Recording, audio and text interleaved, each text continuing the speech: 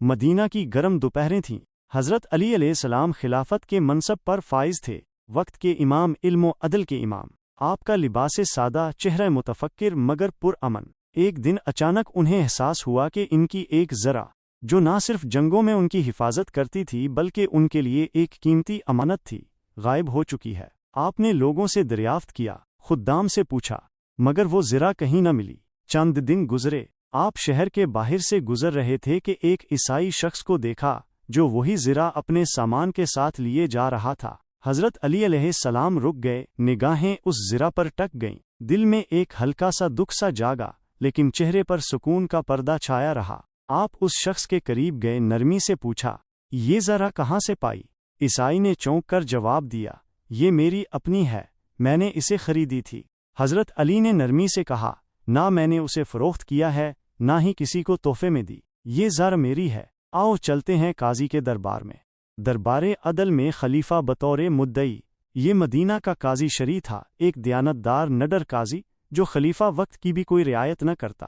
دربار سجا، لوگ جمع ہوئے، اور عجیب منظر تھا کہ خلیفہ خود مدعی کی حیثیت سے ایک عیسائی کے ساتھ دربار میں موجود تھا۔ حضرت علی علیہ السلام نے کہا، یہ ذرا میری ہے، میں نے اسے کسی کو نہ بیچا نہ بخشا، اور مدت بعد یہ میرے بغیر اجازت اس شخص کے قبضے میں پائی گئی۔ قاضی نے عیسائی سے پوچھا، کیا تم علی کے دعوے کو تسلیم کرتے ہو؟ عیسائی بولا، نہیں، یہ ذرا میری ہے، میں خلیفہ کو جھوٹا نہیں کہتا، مگر شاید انہیں غلط فہمی ہو گئی ہو۔ قاضی نے حضرت علی کی طرف دیکھا، آپ مدعی ہیں اور قانون کے مطابق گواہ پیش کرنا آپ کی ذمہ داری ہے۔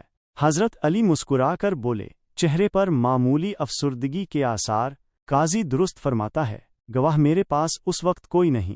قاضی نے قانون کے مطابق فیصلہ سنایا، گواہ نہ ہونے کے باعث یہ ذرا اس عیسائی کی سمجھی جائے گی۔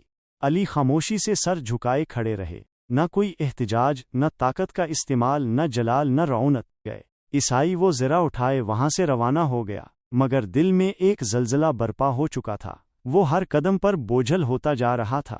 ذہن میں سوالات کی گونج تھی، جس شخص کے ہاتھ میں سلطنت ہے، وہ اپنی چیز کے لیے گواہ نہ ہونے پر خاموشی سے فیصلہ مان گیا، وہ خلیفہ ہو کر بھی قاضی کے سامنے ایک عام شہری کی طرح کھڑا رہا۔ یہ کیسا انصاف ہے، یہ کیسا دل ہے، یہ کیسا دین ہے؟ کچھ ہی لمحے گزرے تھے کہ وہ شخص اچانک پلٹا، ذرا ہے ہاتھ میں لیے، سانسیں تیز، آنکھوں میں ندامت، قدموں میں لرزش۔ حضرت علی کے پاس آ کر کھڑا ہوا اور ہچکیوں کے ساتھ بولا، یہ ذرا آپ ہی کی ہے یا علی؟ میں جانتا ہوں یہ میری نہیں تھی، مگر آج جو کچھ میں نے دیکھا وہ عام انسانوں جیسا نہیں تھا۔ آپ کی حکومت نبیوں کی حکومت جیسی ہے، آپ کا عدل، آپ کا کردار مجھے ہلا کر رکھ گیا ہے۔ پھر کچھ لمحوں کی خاموشی کے بعد اس کے ہونٹ لرزے، میں گواہی دیتا ہوں کہ اللہ کے سوا کوئی معبود نہیں، اور محمد صلی اللہ علیہ وآلہ وسلم اللہ کے رسول ہیں۔ لوگ حیرت سے دیکھتے رہ گئے۔ ذرا کا فیصلہ، جسے دنیاوی طور پر حضرت علی کی شکست سمجھا گیا تھا، وہ اصل میں ایک روح کی فتح بن چکا تھا۔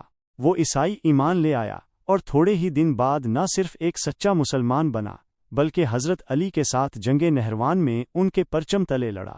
ایک ایسا مجاہد بن گیا جس نے اپنی جان، اپنی تلوار، اپنے دل، سب کچھ اللہ کی راہ میں وقف کر دیا۔ یہ واقعہ صرف ایک ذرا کا مقدمہ نہیں، یہ عدل کی عظمت، کردار کی روشنی اور اسلام کی سچائی کا آئینہ ہے۔ حضرت علی کا یہ عمل آج کے دور میں بھی ہمیں یاد دلاتا ہے کہ طاقت کا اصل حسن اس کی حدود میں ہے، اور دل جیتنے کا راستہ ہمیشہ انصاف اور اخلاق کے ذریعے کھلتا ہے۔